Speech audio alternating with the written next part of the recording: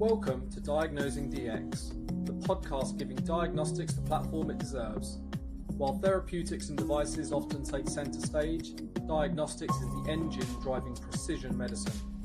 I'm your host, David Philby, and each week we spotlight the innovators, breakthroughs, and real-world challenges shaping the future of DX. In this episode, I'm joined by MJ Hymes, founder of i5 BioPartners, who work with early-stage companies to bridge the gap between innovation and real commercial success. It's their belief that great science doesn't build great diagnostics and life science tools companies.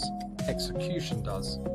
We get into why so many technologies fail despite strong science, and how the fundraising landscape is changing, and why the best companies today are building lean, revenue-generating models much earlier. This is about what actually matters when you're trying to get a diagnostics company to market. Welcome to the show, MJ. This week we're excited to have you on. How are you? Absolutely wonderful today. Great. Where in the world are you? I am in Ann Arbor, Michigan, springtime, and it's sunny outside, so I can't complain. Oh, I think that's the first sign of spring I've heard on the show up in Michigan. So that bodes well. We're on the sprint to summer now, which I'm excited about. Thank you for coming on. We've got a lot to get into, and I love the sort of intersection you're at in the industry, and therefore the perspective you're going to be able to bring to the show.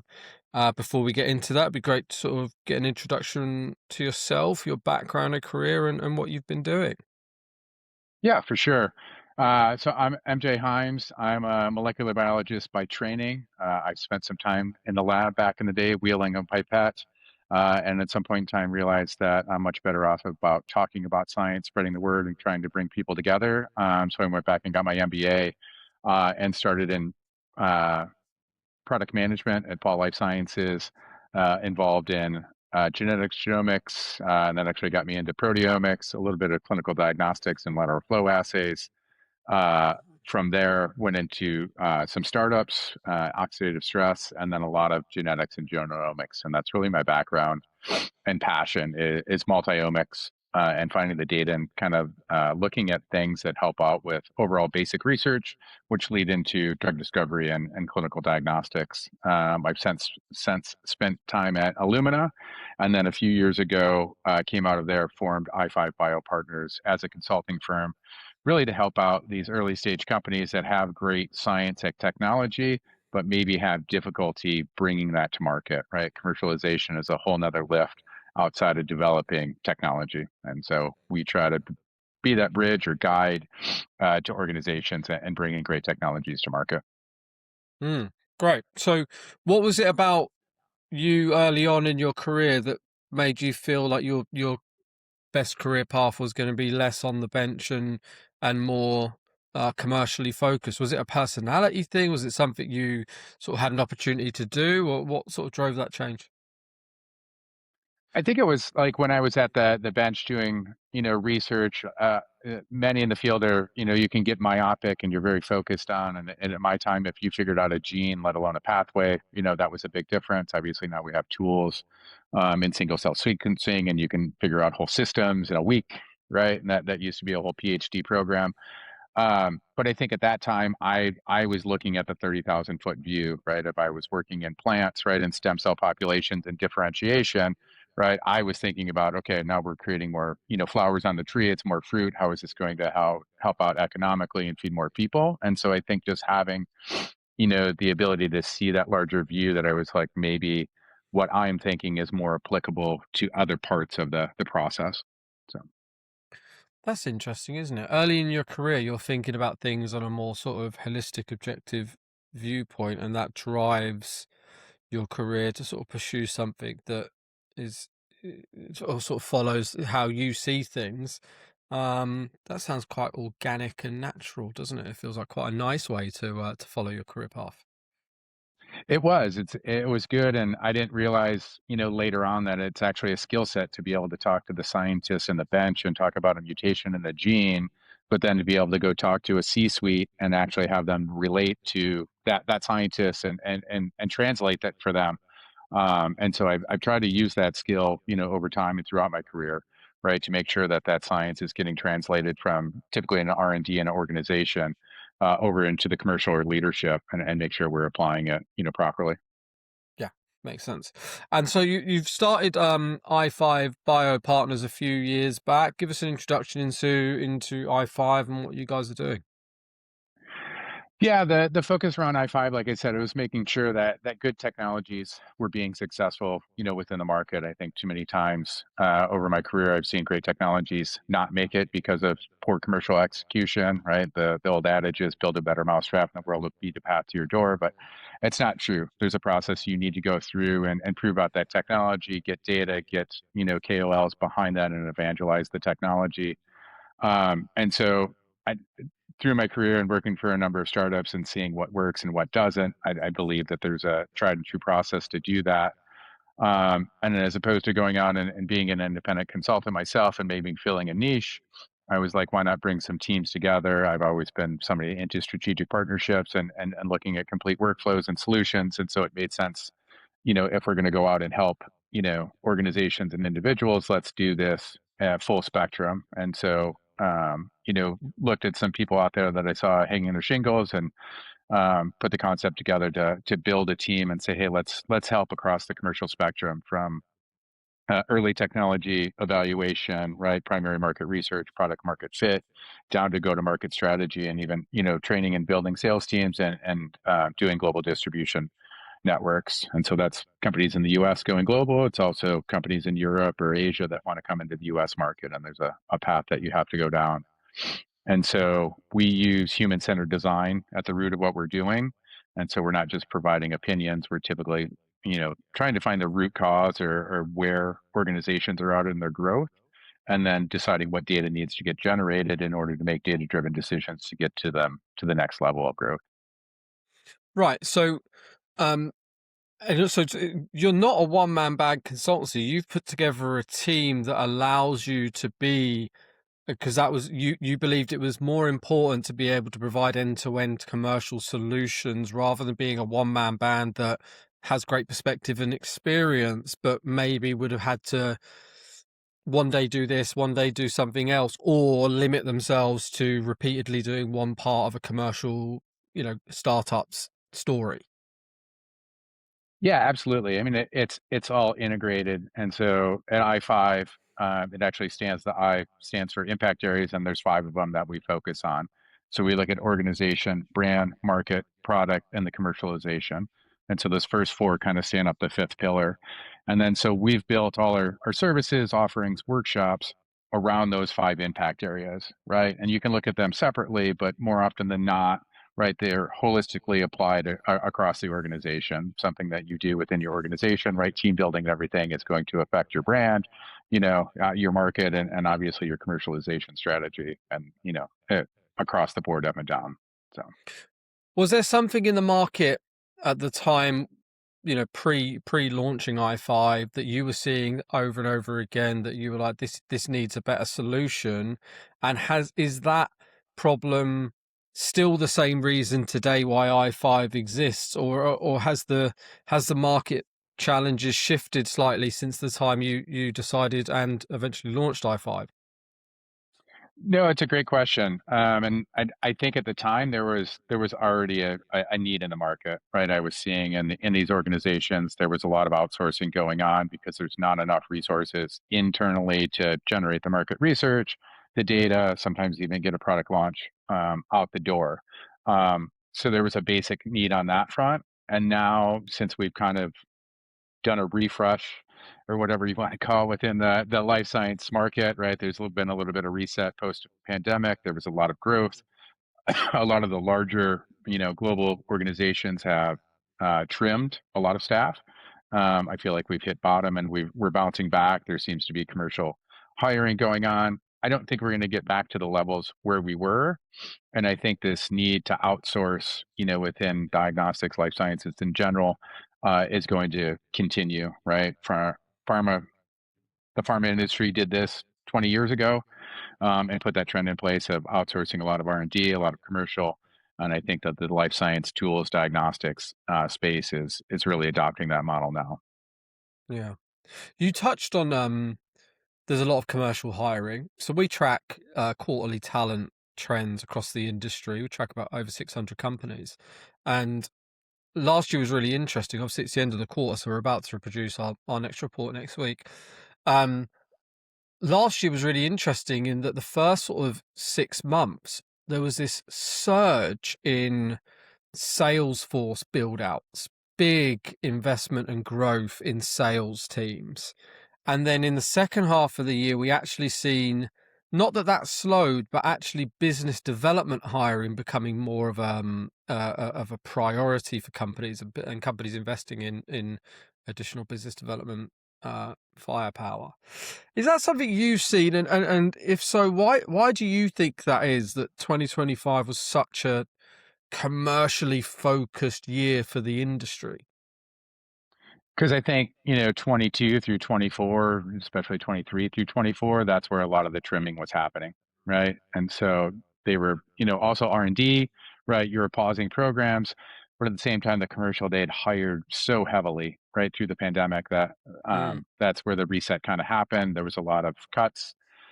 And so now coming back to the growth and seeing the opportunities, they need it, right? You need people in the field to go out, right, to do it. And I like how you're showing that trend of your initial, sales individuals, right, account managers, right, and then moving up into BD, right, and getting into those more strategic relationships. And I'd be curious to see in your current quarter, how much are you seeing on the marketing and more, commercial side of that aspect, right? Because as you're hiring the team to go out and sell, right? We need to produce the tools and the strategies, right? The value props and everything else to go along and support that, right? The salespeople are incredible at having the relationships and delivering the messaging, but they're not responsible for creating the messaging. So understanding the markets they're targeting, right? Their ideal customer profiles, all of that is coming from the marketing side. And I would be curious to see in your numbers, are those teams being hired or are they outsourcing? Or what's happening on that side of the business. yeah, interesting. I'll put a copy of the report in your inbox next week, Matthew. Thank you. So okay, great. So what I5, where are you guys up until now? What have you been doing for the last couple of years, and what have you been working on? I think over the past, like when we came out, we were like, we can help, organizations across the spectrum, right? Small companies, mid-size, these large. Like you said, we saw the shift in the market kind of happening. The large companies were cutting. The mid-sized companies were having to reassess their evaluations. You're right; they raised a lot of money at very high valuations in the early 2020s. So they had to reassess. They were going to the banks and looking at debt. Whereas we saw these early stage companies, kind of this pre-seed through Series A, we're getting funding, which is great. You're at the top of the funnel. You're looking at new technologies, which are going to feed the market the next generation. Obviously, AI and is feeding into this heavily. And so we made a little bit of shift about 9 months ago and have directed our services really around these early stage organizations. So we started doing free pitch deck reviews as an entry point to build, relationships with organizations. And then one of our core aspects that we get into is strategic narrative workshops, right? Because you got to be able to tell your story, whether they're talking to investors or they're talking to the market, right? You need a core story for your organization that you can use as your North Star to point to, so it's consistent as you're building your brand. And so we're helping out these organizations, like I said, with their investor story, right, which is different than a go-to-market, strategy, and then working down those paths. So as they get their funding in, and then we're starting to look at the markets, doing a lot of product market fit, ideal customer profile, go-to-market strategies. Hmm. Yeah, makes sense. I love that you're offering free support and advice um, to anybody in the early stage space, because I think the industry needs it from all angles. If you ask me, I think every service provider in diagnostics and life science tools should be offering some free support to before they intend to sort of build relationships. Mm. Is there a specific product focus or science that you're heavily involved in, most active in? I mean, life science tools is our biggest focus. I usually say, multiomics, synthetic biology, and cell and gene therapy. And cell and gene therapy gets in there because we're still trying to fix that market from a manufacturing standpoint. So there's a lot of tools that go into that. Diagnostics is the other big play that comes into that aspect. There's a lot of basic research technologies that get turned into diagnostics, and even more so, people that develop technologies to do diagnostics, and we help them to look back at the research market and go, hey, how can we make a profit off this technology over the next 3 to 5 years while we're working on our clinical studies and trying to get our FDA approvals, for the technology? Because usually the technology is applicable, right, to other research applications. It doesn't need to be just the diagnostic. So you're helping companies generate revenue along the journey rather than having this sort of big hockey stick dream that they're just going to take one big home run swing at things later on when everything falls into place. You're actually helping them find ways to generate revenue in it through the journey. Yeah, it's because it's greatly benefit to all, right? Investors want to see, income coming in as soon as possible, right? It used to be sales at any cost. The new market is fastest to break even, right? And so if we can go out there and help them generate revenues with their science, that's going to help fund their clinical trials, and sometimes that's also helping them generate data, for their clinical approvals. Um, and like I said, you're also helping out other aspects of the market. Why do they have to wait for the actual diagnostic come into play? Let's get that into researchers' hands, and they can use it in translational or drug discovery research. So. Mm. Is there certain science and technology that you're sort of most excited about at the moment that you're getting a nice perspective on and viewpoint that you're seeing, or even a potentially an unmet need that needs to be addressed, and you're starting to see technology being brought through that you're excited about? Yeah, I mean, I think it's an exciting time overall, right? I mean, we've had a big data problem for a long time within the market, right? And so with AI and other tools that are out there, obviously cloud computing's been there for a while, but actually empowering it, right? Doing real machine learning and taking this data and creating outputs. So, right, single cell sequencing has been around for a while, but I think it's advancing a lot further. We're seeing long read single cell sequencing, so you're getting full isoforms out there. Spatial, right, is that next evolution in there, and really understanding what's going on in the tissues. It's one thing to predict off a single cell. It's another thing to see those direct interactions going on. And so I think we're seeing a lot more of this, phenotype to genotype, relationship and true expressions, which is making a major difference in discovery.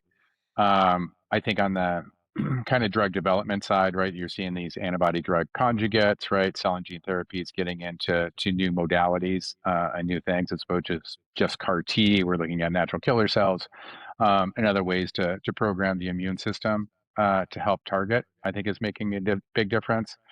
And then on the diagnostic side, I'm seeing, I guess, the next evolution of an aptamers, right, which I always had a big hope for a long time, and I think people are empowering them a lot more, but also using other, nucleic acids and other methods to interact with proteins and small molecules to do detection. So I think that's going to have a major difference on the diagnostics market. So a lot of Mm. exciting things.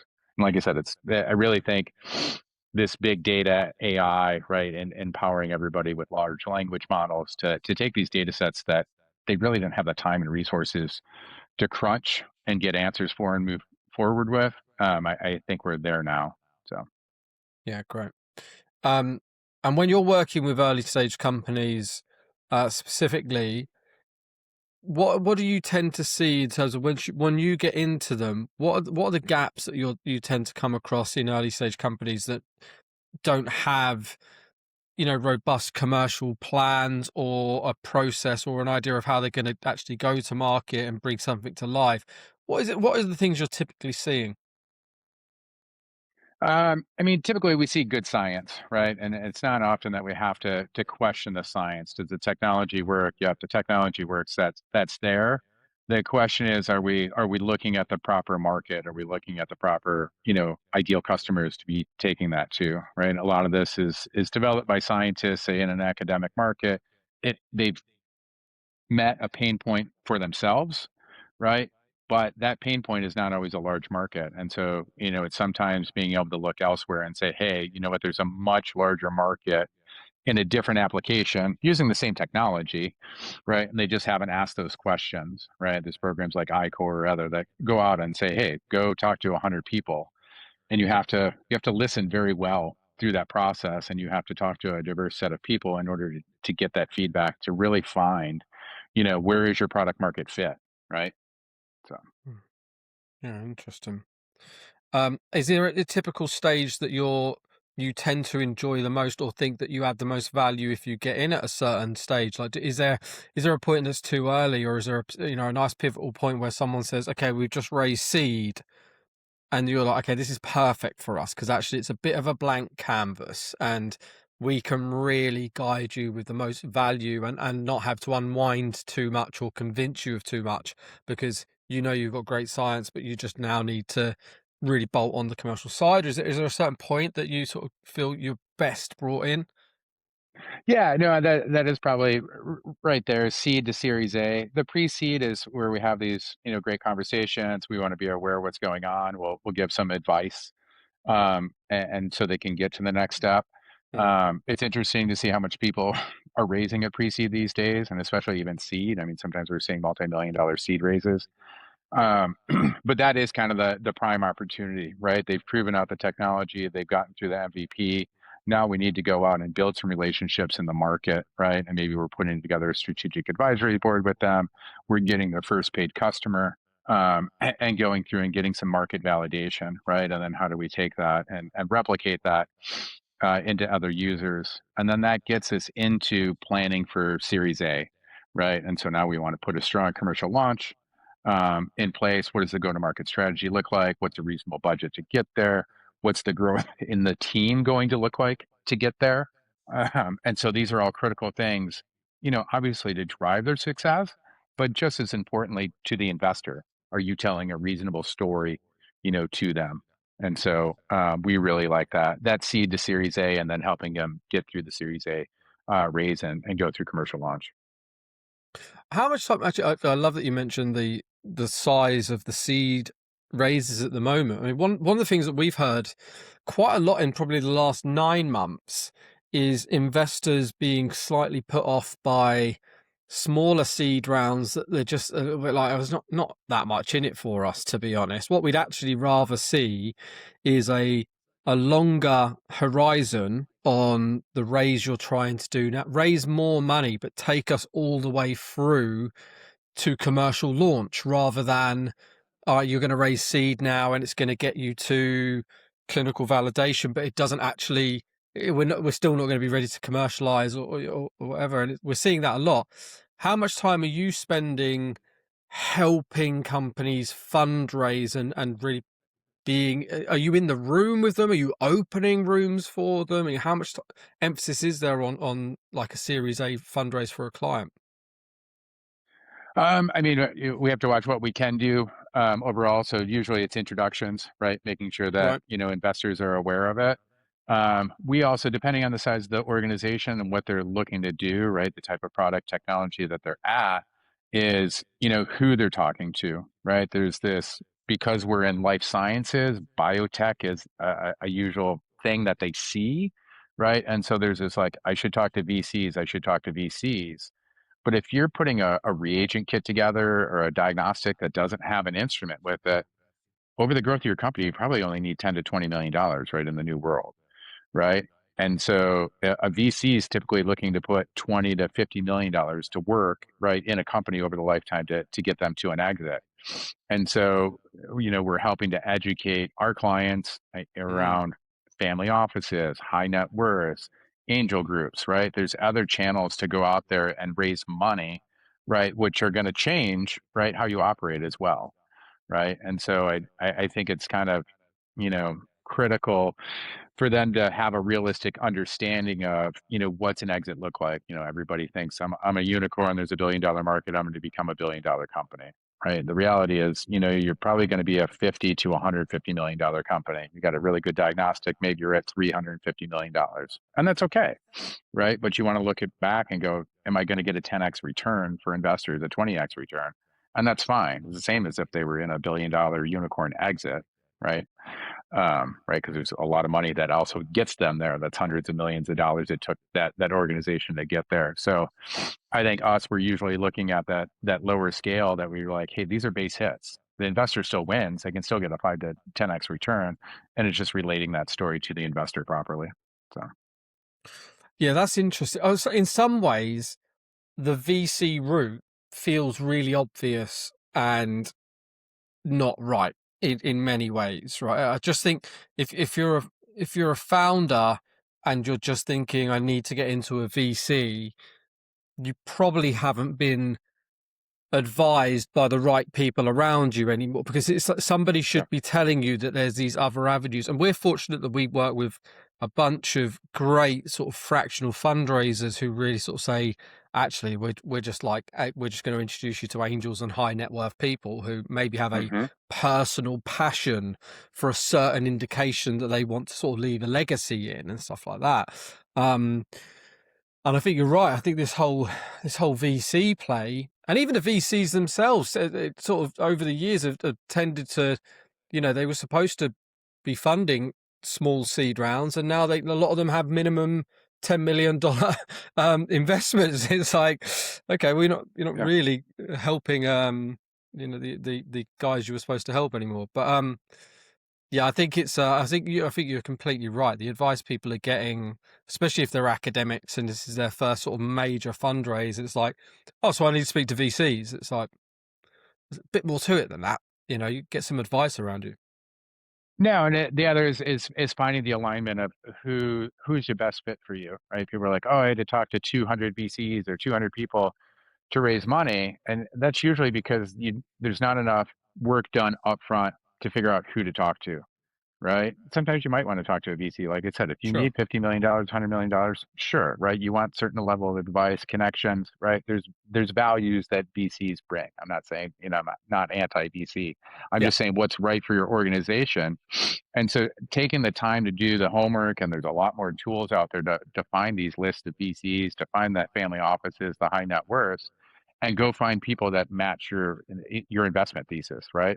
You want their investment thesis to match what you're building, right? And then ideally you can go out and have 20 really good conversations, right? And then do a raise, as opposed to having to talk to 200 people to find those 20 folks. So Yeah. And you emphasized pitch decks earlier, into one of the services that you provide to early stage companies. What's I mean, pitch deck in isolation feels like such a first step in the process, like an yeah, entry level yeah. challenge that you'd expect a startup to be able to overcome. But what's the reality there in terms of the quality of pitch decks that you're typically coming across before you've got your hands on them? I mean, it's a huge variation, right? A lot of times, sometimes you see it's a research paper as the pitch deck, right? And Mm, they're out there just pushing the science. But an investor really cares about a return on their investment, right? They're going to go under the assumption that the science works, right? And it's not to say that there's not, very tech savvy, investors in our space and they want to understand the science more, but usually they're going to get into that into the due diligence, right? They're going to get in your data room, they're going to look in your publications a lot more. They want to see who's used it and get that validation. But that initial pitch deck that they're reviewing, whether it's a reader that's being sent or, your initial conversation that you're having with them on your first call, right? It's more of a high level overview and to show the excitement and really the pain that you're solving in the market, right? If you're doing a 20% improvement on something, is that enough for somebody to make a change? Probably not, right? And so, right, and a lot of, people don't realize when they're putting their pitch together is where is the value proposition, right? What is that market? How big is that opportunity? And how soon can you seize that opportunity? And what kind of team is it going to take? Right. And so investors are trying to look for that. And usually we're seeing, pieces of that missed and or the emphasis on the wrong part of the story. So so that emphasis can a lot of the time be highly scientific when actually it needs to be highly commercial, because an investor wants to see what the end game is and how you're going to get there, the milestones, what team it's going to take to achieve that. yeah. I mean, the Mm. team to me, the team is critically important because they want to know you're going to run into the wall at some point in time. You're probably going to crash into the wall 3 times, right? When you're going through that process. Now you want to make sure you're going to pick up the pieces and keep going, right? Are you going to know where Yeah. to look? Are you going to be able to ask for help? Are you going to be able to make the pivot when the pivot's necessary? Are you willing to listen to the data where you should be going and not just your own intuition? And those are all critical things that, the team, brings to the organization. So. Yeah. And so what about establishing things like product market fit? Where does that come into the process? I mean, that's kind of critical on the early on of that primary market research, and like I said, these kind of market interviews. I love this I-Core style. Go talk to 50, 100 people, and really feel what's going on out there, right? And sometimes, going to a conference, right? You don't need to have an exhibit booth, but walking around and talking to as many people as you can, and do your own personal surveys, and really understand where does your technology actually apply? What's the real problem you're solving? What's the value in that problem you're solving? I think is really critical to understand, what market are you in, and what is your actual product, right? What are you delivering? And I always, make sure people are understanding what's the workflow. A lot of people are solving, right? Their product does this, right? But there's a whole workflow, right? Say if you're in diagnostics, you're sample to answer, which is an ideal, instrument, right? But if you're solving it in a research application, you're one piece of it. You need to know how your product affects upstream and downstream overall. Hmm. And then that would go into the identification of ideal customers, and how are you sort of addressing that and supporting that with early stage companies? Yeah, I mean, we've got a great ideal customer profile workshop that we run, right, with our customers, do a deep dive with them to really understand where they're at with their research, the data that they've generated, how do you filter through that and find that, what do you need to go back out and survey to the market. And then once you think you've identified it, now let's go talk, to those what we believe are the ideal customers, right? And reaffirm that and get it. And then once we're there, right now you can start developing messaging around it and everything like that. So. Hmm. Um, MJ, what's the plans for i5 moving forward, and how do you see the future of i5 and the things you're going to be able to support? I mean, I think a few aspects. One, we continue to build out the team because, right, we're seeing a lot of opportunities in the market. We're involved with the BioTools Innovator Program, which, I mean, they had 500 companies apply this year, right? That's 500 tools companies that are in, these research tools, diagnostics, overall. And so there's a lot of companies with new technologies. Like I said earlier, AI is a big driver behind that. And so we want to help out these as many as possible. And so there's other people like myself and our team, that are out there that with the skill set, to be able to help out these organizations. So we're bringing in more people that can fill fractional C-suite roles or other fractional roles with the organizations into I5. We love, you know, training people on our human-centered design, workshops, and so that they can apply them. And then, I mean, if we can help out with funding or mechanisms for funding, later on, that's a true goal that, because that's the other piece. Every organization that we work with is raising funds. And so we Yeah. help out with the storytelling and doing strategy. But obviously in the end, they need money in order to operate. So the more that we can do to help them out with that in the future, I think would be better. Do you see that side of it? Because it feels quite intense in terms of that every company inevitably at their core has the biggest need is raising capital.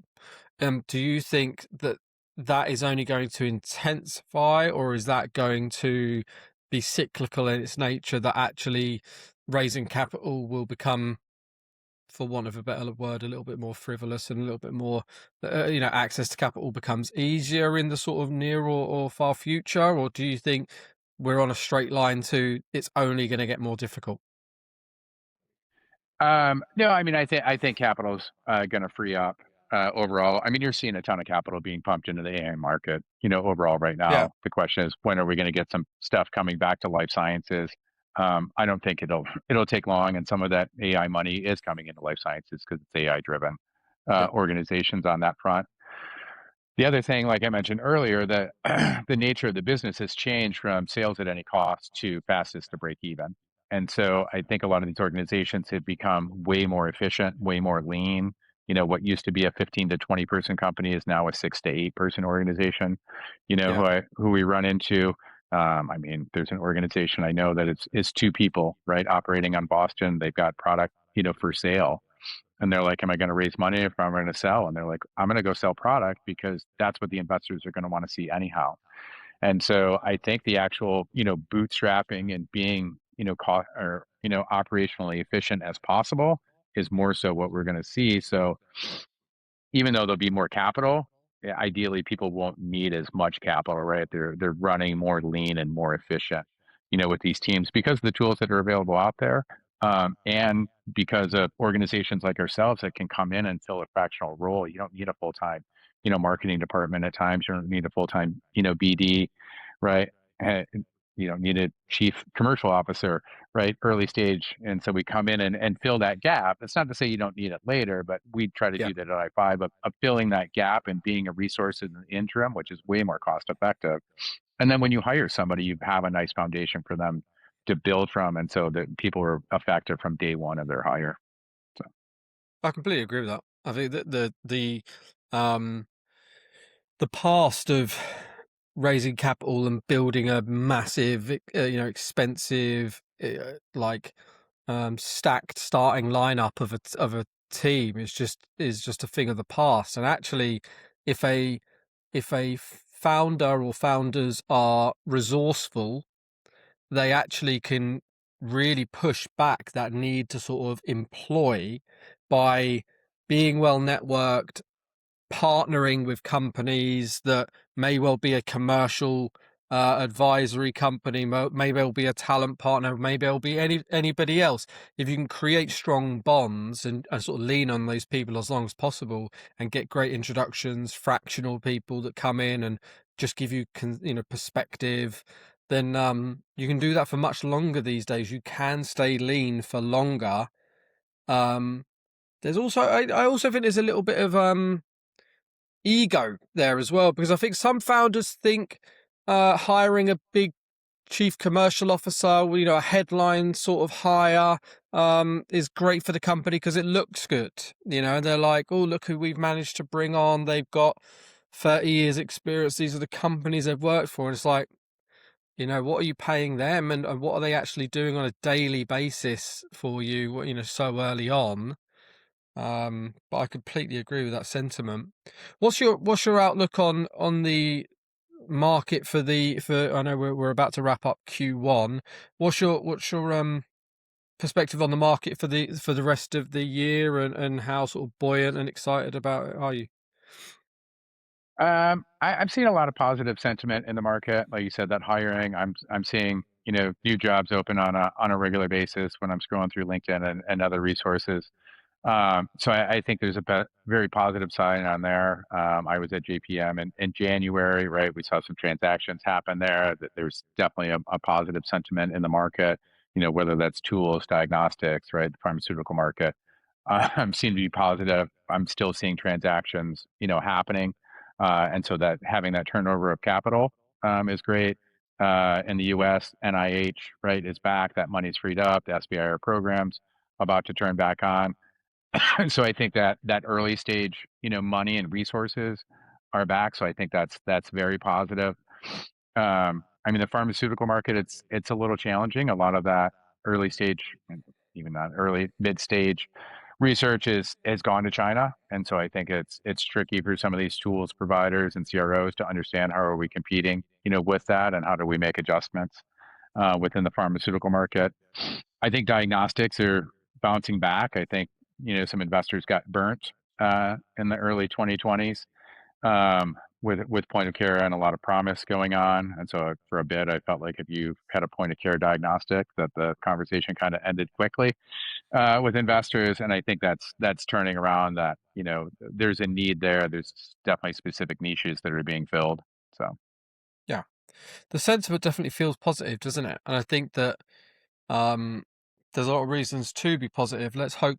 I think the one big shortfall we haven't yet seen that optimism convert into reality is really around sort of Series A. I think in Q1 we only seen one Series A to of note. But what I mean, from where I stand and the conversations I'm having on a weekly basis, I think Q2 and Q3 could really surprise a lot of people with the amount of Series A and Series B activity that we might see. There's a lot of fundraising activity due to come to an end and be announced, which is super exciting. So let's see, fingers crossed that comes through.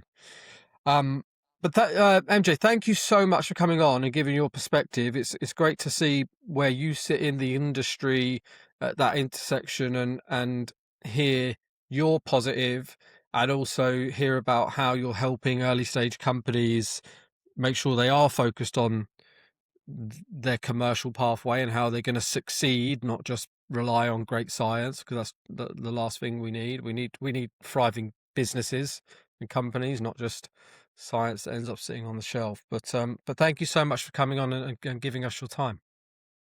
Well, thanks, David. Pleasure being on here. Really enjoyed the conversation.